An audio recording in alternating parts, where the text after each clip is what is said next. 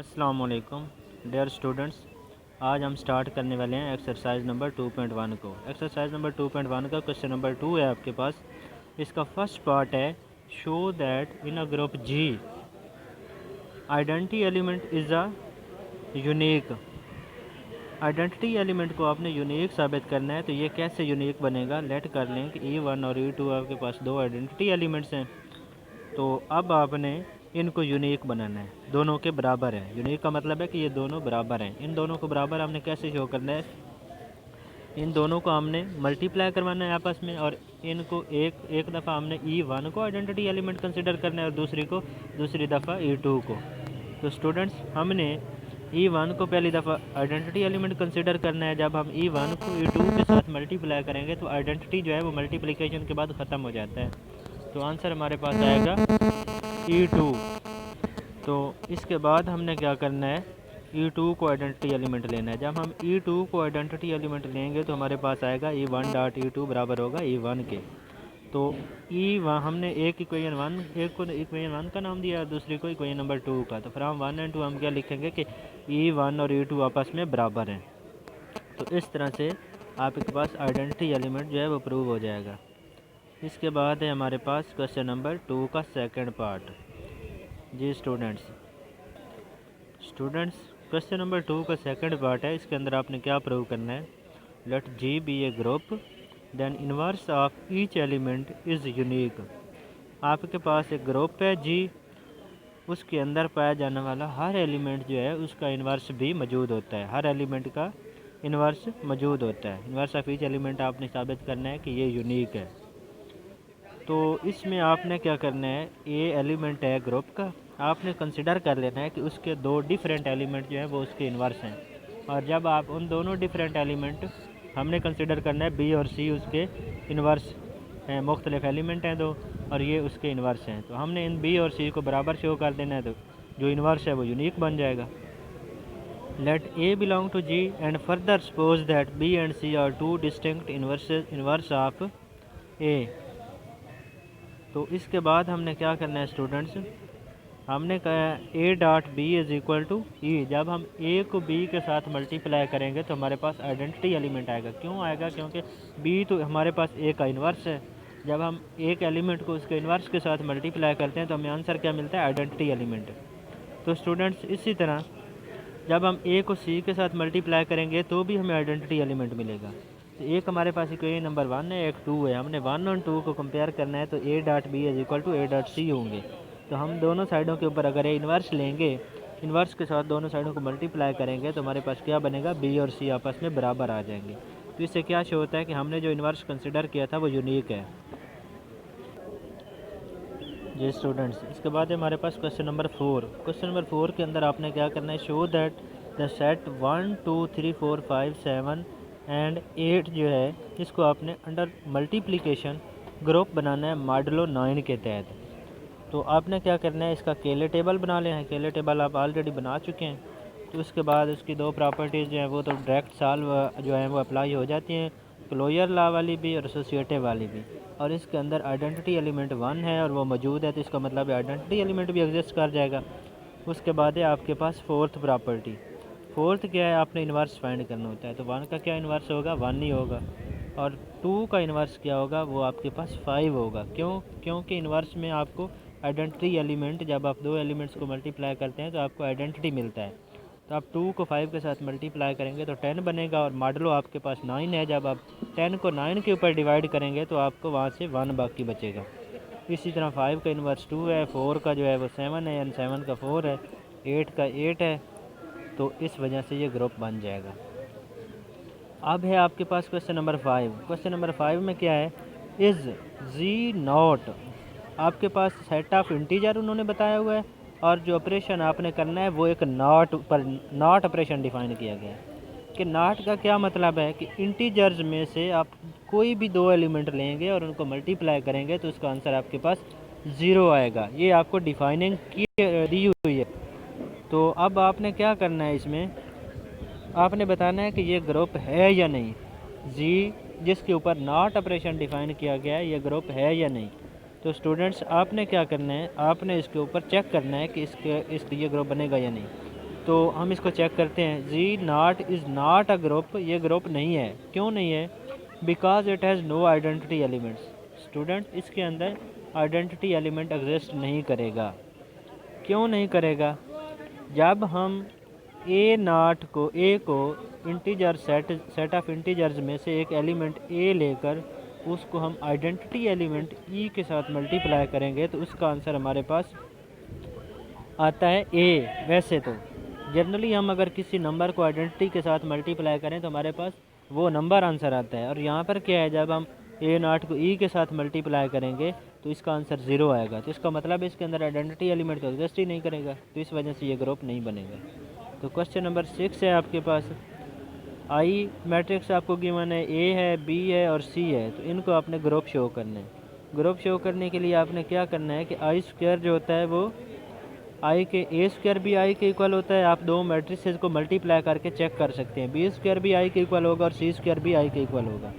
तो आपने Cayley table इसका बनाना है। केले टेबल बनाते हुए आपने क्या करना है, जहाँ पर ए स्क्वायर होगा वहाँ पर आई लगा देना है कैपिटल, जहाँ पर बी स्क्वायर होगा वहाँ भी, और जहाँ पर सी स्क्वायर होगा वहाँ भी आपने कैपिटल आई लगा देना है। और ए बी की जगह पर जहाँ पर मल्टीप्लाई करते हुए ए बी बने वहाँ पर सी लगाना है, और जहाँ पर बी सी हो वहाँ पर ए लगा देना है। तो ऐसे ही आपका केले टेबल कंप्लीट हो जाएगा। केले के बाद आपके पास इन्वर्स एलिमेंट कैपिटल आई आपके पास क्लोजर लॉ भी होल्ड कर जाएगा, एसोसिएटिव भी होल्ड कर जाएगा। उसके बाद आइडेंटिटी एलिमेंट कैपिटल आई मौजूद है। और फोर्थ प्रॉपर्टी इन्वर्स वाली है। तो आई का इन्वर्स क्या होगा? कैपिटल आई का इन्वर्स कैपिटल आई होगा। और ए का इन्वर्स ए ही होगा कैपिटल, क्योंकि ए स्क्वायर ए को ए के साथ मल्टीप्लाई करेंगे तो आपको आइडेंटिटी एलिमेंट मिलता है। बी का बी होगा और सी का सी होगा। तो ये आपका ग्रुप बन जाएगा। तो स्टूडेंट्स, इसके बाद आपके पास है क्वेश्चन नंबर 7।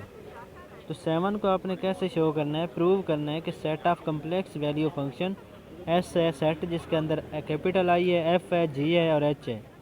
तो ये आपने करना है, इसको ग्रुप शो करना है जिसकी वैल्यूज़ आपको दी गई हैं। कैपिटल आई क्या होता है, एफ ऑफ जी क्या होता है, जी ऑफ जी क्या होता है, एच ऑफ जी क्या होता है। फॉर्म में group under composition of function. पहले आपने इनकी कंपोजिशन फाइंड करनी है। एफ ऑफ एफ के ऊपर आपको क्या वैल्यू फाइंड मिलती है, एफ ऑफ जी के ऊपर क्या वैल्यू मिलती है और एफ ऑफ एच के ऊपर क्या क्योंकि जब आपने केले टेबल में मल्टीप्लाई करना है तो उस वक्त आपके पास एफ ऑफ जी भी बनना है, एफ ऑफ एच भी बनना है एंड एफ ऑफ एफ भी बनना है। तो एफ ऑफ एफ की वैल्यू क्या आएगी? एफ ऑफ एफ की वैल्यू ऊपर आप फंक्शन में आपको दी हुई है एफ ऑफ जी की। एफ ऑफ जी की वैल्यू है माइनस का जी। जब उसको आप दोबारा रखेंगे एफ ऑफ जी के अंदर तो माइनस जी इंटू माइनस जी प्लस जी होता है, और प्लस जी के इसके इक्वल है कैपिटल आई के। तो स्टूडेंट्स, आपने F of G, F of H मालूम करने के बाद आपने केले टेबल बनाना है। एफ स्क्वायर भी कैपिटल आई के बराबर होता है, जी स्क्वायर भी, जी ऑफ जी भी एंड एच ऑफ जी भी कैपिटल आई के इक्वल होता है। एंड एफ ऑफ एफ जो होता है वो जी स्टूडेंट्स, जब आपने केले टेबल बना लेना है तो केले टेबल बनाने के बाद आपको पता है कि क्लोजर भी होल्ड करेगा, एसोसिएटिव भी होल्ड करेगा, आइडेंटिटी मौजूद है कैपिटल आई, और इन्वर्स क्या है? आई कैपिटल आई का इन्वर्स आई है, एफ़ का इन्वर्स एफ़ है, जी का जी है एंड एच का एच है। चारों प्रॉपर्टीज़ होल्ड करेंगी तो ये भी ग्रुप बन जाएगा आपके पास। इसके बाद है students question number 8। Question number 8 में क्या है कि आपको सेट दिया गया है जी, जिसके अंदर एलिमेंट्स जो होते हैं वो 2 की पावर में होते हैं। 2 की पावर के सेट दिया हुआ है, 2 की पावर 1, 2 की power 2 up to so on. तो आपने इसको शो करना है कि ये मल्टीप्लिकेशन के तहत ग्रुप है। तो आपने पावर 2 की पावर वाले दो एलिमेंट लेकर चेक करना है, क्लोजर होल्ड करता है, एसोसिएटिव भी चेक करना है, ऐसे ही करने हैं आपने चारों लॉज। तो आप 2 की पावर m और 2 की पावर n लेंगे, बिलोंग कर रहे हैं जी से, तो क्लोजर कैसे होगा? आपने उनको मल्टीप्लाई करवा लेना है। मल्टीप्लाई करेंगे तो वो 2 की पावर m प्लस n बन जाएगा। मतलब जो आंसर आएगा वो भी 2 की पावर में होगा। तो 2 की power m plus n belong कर रहा है जी से, इसको मतलब क्लोजर होल्ड कर रहा है। एसोसिएटिव के लिए आपने क्या करना है? आपने 3 एलिमेंट लेने हैं और उनको आपस में ऐड करवाना है। एसोसिएटिव लॉ उनके ऊपर अप्लाई करना है, ब्रैकेट्स ही चेंज करनी है आपने, तो वो भी आपस में एसोसिएटिव भी इसके ऊपर होल्ड कर जाएगा। आइडेंटिटी एलिमेंट इसके ऊपर क्या होगा? इसमें आइडेंटिटी एलिमेंट एग्जिस्ट कर रहा है क्योंकि 2 की पावर 0 जो होता है वो इस सेट से बिलोंग कर रहा है और वो 1 के इक्वल होता है। इसका मतलब है आइडेंटिटी भी है। तो इन्वर्स क्या होगा? 2 की पावर m जी से बिलोंग कर रहा है और 2 की पावर माइनस m भी बिलोंग कर रहा है जी से। तो जब आप इन दोनों को ऐड करेंगे तो 2 की पावर 0 होगी और ये 1 होगा। इसका मतलब है 2 की पावर m का इन्वर्स क्या? 2 की पावर माइनस m है। इसका मतलब है हर एलिमेंट का इन्वर्स भी उसके अंदर मौजूद है। तो इससे क्या शो होता है कि ये सेट ग्रुप बन रहा है। तो स्टूडेंट्स इसके बाद है आपके पास question number 9, show that if 9 के अंदर आपने क्या करना है, show that if a group G is such that x dot x is equal to e. G group के एलिमेंट्स के अंदर आपको ये डिफ़ाइन किया गया है x dot x is equal to e है। देन आपने क्या करना है, for all x belong to G where e is the identity element of G, then G is a abelian group, G को आपने अबिलियन करना है। तो स्टूडेंट्स एक्स डॉट एक्स आपके पास ई के इक्वल है, तो अगर आप दोनों साइडों के ऊपर एक्स इन्वर्स के साथ मल्टीप्लाई करेंगे तो क्या बनेगा, x is equal to value आएगी x is equal to x inverse. मतलब इस सेट के अंदर आपके पास हर एलिमेंट का इन्वर्स मौजूद है, तो फिर आप इसको आपने शो करना था अबिलियन। अगर आप एक एलिमेंट इस सेट में से ए ले रहे हैं तो उसका इन्वर्स क्या होगा, ए इन्वर्स होगा, और बी का इन्वर्स क्या होगा, बी इन्वर्स होगा। जी स्टूडेंट्स ए का इन्वर्स क्या होगा, ए का इन्वर्स होगा ए इन्वर्स, और बी का क्या होगा, बी इन्वर्स। तो आपने अब शो करना है, अगर आप इन दोनों को मल्टीप्लाई करेंगे ए और बी को, तो इनका मल्टीप्ली का जो आंसर आएगा ए बी, मतलब ए बी को मल्टीप्लाई करेंगे, ए बिलोंग कर रहा है जी से, बी बिलोंग कर रहा है जी से, तो ए बी बिलोंग करेगा जी से। तो इसका रिज़ल्ट क्या होगा, ए बी अगर बिलोंग कर रहा है तो इसका इन्वर्स भी बिलोंग करेगा, ए बी का इन्वर्स क्या होगा, ए बी इन्वर्स, और वो इक्वल होता है बी इन्वर्स ए इन्वर्स के। तो आपने इक्वेशन नंबर 1 और 2 के अंदर आपको पता है कि बी इन्वर्स किसके इक्वल होता है, बी के, और ए इन्वर्स किसके इक्वल होता है, ए के। तो स्टूडेंट्स यहाँ पर ए बी बराबर हो गया है बी ए के, तो इसका क्या मतलब है कि आपके पास कम्यूटेटिव लॉ होल्ड कर गया, और अगर कम्यूटेटिव होल्ड कर जाए तो ग्रुप क्या होता है, अबिलियन होता है।